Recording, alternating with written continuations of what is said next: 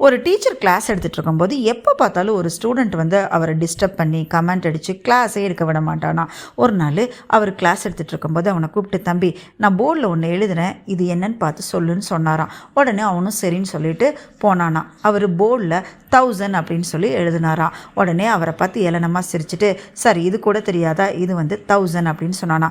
ஓகேப்பா, இந்த 1000ஓட ஒரு 0 ஆட் பண்ணுன்னு சொன்னாராம். அப்போ அது ஆட் பண்ணும்போது எவ்வளோன்னு கேட்டாராம். அவன் சொன்னானா, சார் இது வந்து 10,000 அப்படின்னு சொன்னானா. ஓகேப்பா, இப்போது 10,000க்கு முன்னாடி நீ 0 ஆட் பண்ணுன்னு சொன்னாராம். அவனும் ஆட் பண்ணிவிட்டு இப்போ எவ்வளோப்பான்னு கேட்கும்போது அவன் சொன்னானா, சார் அது இப்போவும் 10,000 தான் அப்படின்னு சொன்னானா. உடனே அந்த சாரு அவனை பார்த்து சிரிச்சுட்டே, தம்பி 0 அப்படிங்கிறது வேல்யூ இல்லாத நம்பர், இந்த நம்பரு 1000 அப்படிங்கிற நம்பரை ஃபாலோ பண்ணும்போது அது 10,000 வேல்யூபிளாக மாறிச்சு.